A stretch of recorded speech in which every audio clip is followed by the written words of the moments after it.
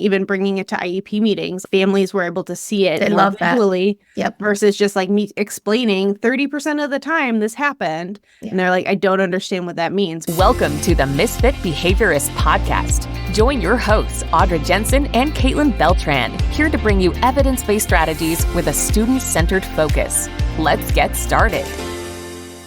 Hi, everybody. Welcome back to the Misfit Behaviorists. We are excited today. We have a guest on, super excited to talk about. But before we get to that, just want to remind you to go to our Facebook group where you can gather all of our freebies and engage in our conversation. I also want to remind you today that you can always catch Caitlin at either beltransbehaviorbasics.com or on TPT. And she really specializes and has awesome stuff for especially digital data collection stuff over there. So if you're interested in data collection and digital stuff, she's got the goods for you. You can find me at abainschool.com, also on TPT. I have a lot of skill acquisition, early learning type of stuff. So between those two, we'll get everything that you need. So Caitlin, what are we doing today? So today we have Heather, also known as Full Sped Ahead, if you've seen her on Instagram or Teachers Pay Teachers or on her blog.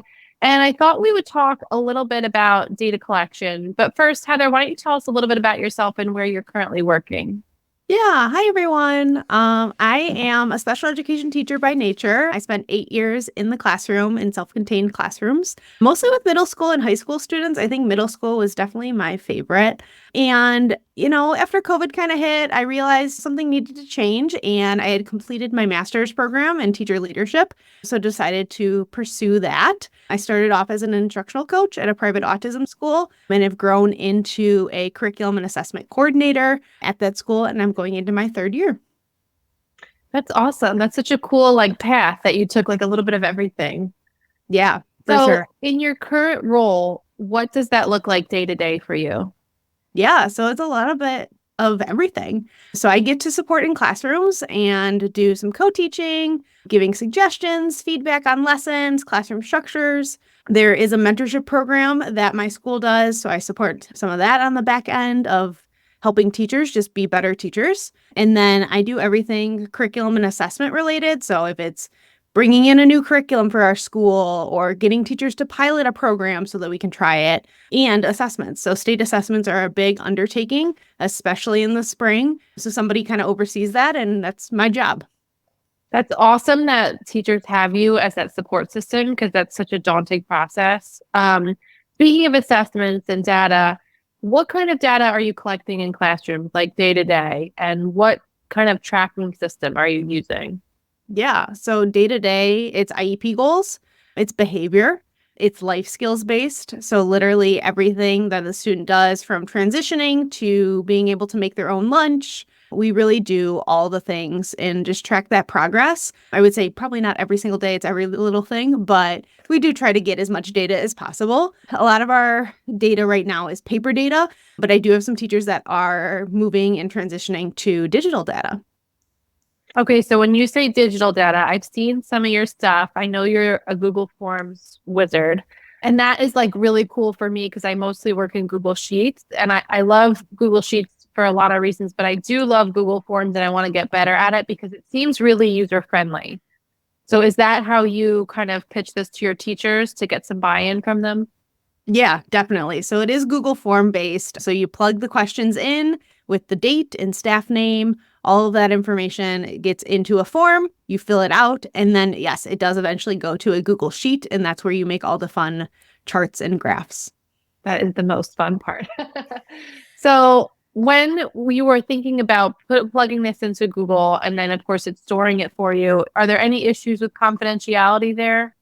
Yeah, there can be, but the way I like to work around that is either adding a password to your Google form. So the first layer that you have of protection is you have to sign in. So you have to have access to be able to sign in. So it has to be a school email. The teacher needs to share that form with you. So that helps with the one layer of it. Then if you add a password to it, then the staff members that only have access to that password can get into that Google form. So it really does add another layer of protection there. And so you can share it with your whole team of teachers or staff that you're working with, or just keep it really confidential of this is only for the classroom use. And I know sometimes we have sneaky students that, catch a hold of it and you can change the password really quick. I would think I you'd don't think I also be knew able to that. can you use just initials for the student and some of those kind of even, we used to have even code words, like a kid would be Mickey Mouse or something. So nobody would have any idea who it was if somebody saw it. Yes, code words for sure. I would say initials you can still have Yeah. be pulled for legal reasons Yep. and things like that. So we do try to stay away from that if it is. But then the other layer that you can add for protection is a QR code. So you can link your Google form to a QR code, and by scanning it with your phone or an iPad or whatever you're using, Can you get explain access what to a QR code is? Yeah. So it's a picture with a bunch of pixels on it, and it's in a certain way that is linking basically to whatever you want it to link to. So it's a quick picture. I know lots of people have scanned them just with their camera app, but it is just kind of black and white boxes all over the place. It doesn't really look like anything until you scan it and see, oh, this actually does take you somewhere. Now, when you have these QR codes in the classroom, how often are they taking the data from the principal paper sheet and putting that online? Is it every day, once a week? Yeah, so it's a mixture of both. I have some classrooms that are using just digital, and that's how they track it is they pull up their classroom iPad, and it's got all of the students' goals bookmark on the bookmarks page or the favorites page. So it's a quick access that way. I have some classrooms that are taking the paper data throughout the day, and then at the end of the day or end of the week, the teacher will input that data and so that it's still in the online system.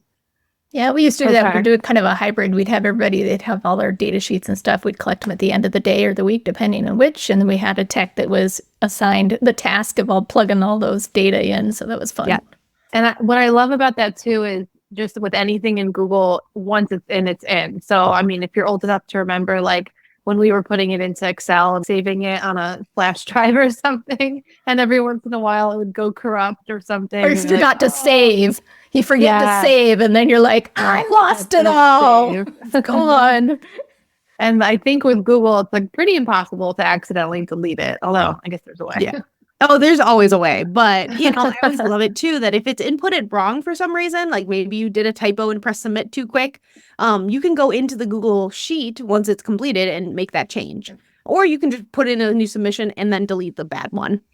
Okay, so those are two good options. And when you say, so you have your data in the Google form and then you've linked it to the Google Sheet, can you share those two things separately with separate groups? Maybe I'm thinking a parent versus a tech. Yeah, for sure. So typically I would give a classroom staff access to view the form, but not edit the form. So that's also another option. But then yes, once you are on the back end of it, looking at the data, you can share that with families, a psychologist, the classroom team, if that's really important to them. So I know some families really want weekly data and they want to send that home. It's a quick print, go off, and there you have it right in front of you. Even the graphs are pretty quick to make as well. Once you kind of get your process of, I need a bar graph or I need, line graph, whatever it is that you're looking for, you can really plug and chug and it's super quick. The visual data and stuff is especially good when you're creating an FBA or a BIP, and have that visual piece that goes into your form that goes with the student and the team. Have that visually done is so easy, and so easy to do when you're using some of these Google applications. It's just, you plug in the data and it generates it so easily. Yeah, I found that same thing, even bringing it to IEP meetings. Families were able to see it They more love that. visually. Yep. Versus just me explaining 30% of the time this happened. Yeah. And they're like, I don't understand what that means. But then I can say, oh, it happened in science. It happened again at lunch. It happened. And there's other information that could be totally given to families. Oh, that's cool. And so I imagine that once you create a template for, you're talking about behavior data or skill acquisition data, you can then just kind of duplicate that and save so much time on the back end. Yes, totally. So having templates already made of if you really want to track one-to-one correspondence or something of that sort, you can already have that form created. Or yes, if it is a behavior, an antecedent behavior consequence type of form, that can already be created. And then you just duplicate for whatever student you're tracking it for. And it's really simple to just, like you said, throw in a student's name, a student's initials, whatever you're doing, and really just track it from there. How have you found training going with some of the paras, maybe especially paras who aren't used to using digital data? How does that go? Yeah, I think it's good, except for some paraprofessionals are really not tech savvy and they just are afraid they're going to break something, which is totally fine. So I've had paraprofessionals in the past that have taken it on paper and I've just inputted it later on. Mm-hmm. And that's totally fine too. But yes, the training process, you do need to sit down and walk through, especially if you're having a QR code and a password and other information that you like do need to share with them. But for the most part, Google Forms can be really straightforward in like date, staff name, collecting the data, if you're collecting it in a certain class, or if you're collecting it at a certain time period, if that's what you need to put in. And every form that I try to make is usually more of like a checkbox or a multiple choice. So it's pretty straightforward and can't really make too many errors. The more errors I've seen is in like fill in the blank type answers, where it's like, oh, I need you to put in some information. Some will put 40% and with a percent sign, and some will put 40% with the word percent, and some will just put 40. And so like when you put it in the Google Sheet, then it looks a little wonky and you have to do a little bit of tweaking of, okay, I want all of it just to be the number. So if you want to train your staff of saying you just put the number in there, you don't put like percent or the word or whatever you need in there. How do you use Google Forms? And I haven't used it in this way to do interval recording. You have different ways to do like partial interval, whole interval. How do you do that in a Google form? Yeah, so you can do like a start and stop time. If that's something that you need to track in there, there's times that you can put in there. Or did the behavior occur? Yes, no, in that certain situation. And so again, it can be a fill in the blank if you'd rather have it that way. So there's a couple different ways that you can do it. When you are having staff enter their, say, scan the QR code, are they using their own device or do you have shared tablets that can help with this? Yeah, I would say it really depends on what your district's requirements are and expectations. So before I implemented it, when I was a teacher, I did ask, is this something that we are allowed to do on our personal phones? Because again, like student confidentiality is super important. And so some classrooms and some schools might say, no, we want you to only use school issued devices, which is totally fine. So then continue to advocate for yourself for an extra iPad for the classroom. So I know some classrooms that I'm currently working with, they have specific data iPads for the classroom. It's not for student leisure. It's not for academics. It is specifically for data. That makes sense. I feel like those iPads get broken a lot less than the other iPads that the students are using. For sure. Because they're durable, but not as durable as you would think. My own son's tablet cracked for the second time this month. So have you gotten any pushback from teachers who are like, I love this, but I'm just not interested? And that's when you're just kind of logging it on the back end? Yeah, I would say it's still like somewhat of an initiative to move forward more digitally. And it definitely is a preference. I haven't forced anybody to do it because it's an undertaking of understanding. Sometimes technology doesn't work. Sometimes iPads aren't charged. Things happen that it just can't happen. And if you have a teacher that's not very organized, sometimes that's really hard of like, I have to keep track of all these papers to then input later, or I have to remember to bring the classroom iPad with me. So there's lots of different layers of why it might work for some teachers and why it might not. Yeah, I think it's cool that you're offering them choices and saying it's here if you feel comfortable with it and I'm here to support you. But it also seems like such a great tool that, like you said, they can track it and you could probably do it in your sleep at this point because you're so proficient with it. And then it's still there online for everyone to see. Yeah, for sure. So I've got another question for you. What if you have a student who has, eloped out of the area, or there's a certain situation where you feel like you need to take data, but it's not regular, So what do you do in those situations? Yeah, even unsafe situations, I feel like sometimes happen too, where you're like, I can't bring out an iPad or my phone right now, but I need to track this data. So yes, I would say paper copies are always your best friend. Clipboards by the door with either just pieces of paper or data sheets, just blank, ready to go. That's always really probably the best way to do it, is like you can be more discreet about holding a clipboard or a piece of paper versus, a classroom iPad walking around with it to track data, either if it's behavior or whatnot. And same thing with a student who's quickly left the classroom. There's a data sheet clipboard right by the door. I'm just going to grab it on my way out to even just make tallies or do what you need to do, because we know sometimes those moments get a little bit wild. So data is great whenever you can take it, however you can take it. Seriously. And have you had any students who perseverate on technology and see those pieces of technology as theirs, and kind of thing? Yes. Yeah, for sure. And then you become the target and potentially in unsafe situations. So yeah, for sure. It can definitely lead to more unwanted behaviors. I guess it just comes down to thinking about each situation individually and this particular student and this data. Does this system work for this student? Does this system work better? Also thinking, like we talked about, with the teachers that you're involved with the parents you're involved with. So any situation, kind of individualizing it just for that situation. We've had plenty of times where we've had some of both, just even in one classroom, you could have some that this really needs to be paper data. This one works really well with inputting. So, kind of being flexible in that way. Yeah. And I've even done that year to year and said, oh, this year it works. The students I have, it really works in. They don't really seem to notice the iPad too much when I'm working on it. And others, if I'm doing a small group and trying to take some data and I have an iPad in front of me and they're all right in front of me, they're like, wait, no, hold on. And so I've done it where some years it's paper and I just put it in later, and just how it goes. It depends on really your students and what's going on. I love the idea of just keeping a clipboard by the door with generic we data always did sheets. that. Mm-hmm. I'm picturing it labeled for emergency use only or something. But because we all think it's going to be, I'll jot it down on a Post-it, but then, you lose the Post-it or it's in the trash before you know it. So just having an actual bank of general printable old school data sheets, that's so handy.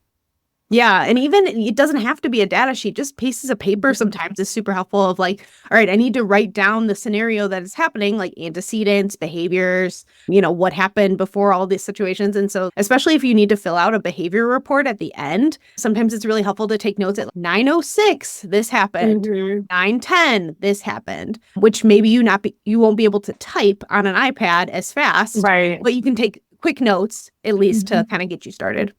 Yeah. Right. And it's funny, like, I feel like back in the day, you wouldn't think it'd be that hard to find a piece of paper, but nowadays everything is online. So classrooms it's not like notebooks are just like flowing around, especially in some of our types of classroom settings. Yes, definitely. So Heather, where can people find you to learn more about using Google Forms, or maybe find a Google form that they can start testing out with their classroom? Yeah, for sure. So the best place to find me is at fullspedahead.com. And I do have a digital data collection mini course that kind of walks you through step by step how to set up your Google Forms if that's the way you want to go. But also that's not for everybody, and I understand that. So I do have some templates in my Teachers Pay Teachers store as well. Oh, that's awesome. I love that you offer both. Yeah, it is. And I do have just a free guide as well if teachers just want the guide to set them up versus, buying anything. I totally get that. Teachers are always on a budget. So I do have a free guide that I can send you as well. That'd be great. Maybe we could put that into our Facebook group. Awesome. We will put the guide in the Facebook group, and then if people like it and they want to learn more and they want to revamp their classroom system to model yours, I'm sure they'll check out the course as well. Yeah, that'd be awesome. Thank you so much for joining us today. I believe next week we are talking about some task analysis creations. So we will be doing that. So join us next week. Don't forget to check us out on YouTube or wherever you get your podcast and all the places. And go look in the Facebook group. Caitlin will post that free, what was it again? Digital data collection guide. Data collection guide. So you will see that there, and we will see you next week. Thanks for listening to the Misfit Behaviorists. And be sure to tune in next week for more tips and tricks. Don't forget to subscribe so you don't miss an episode.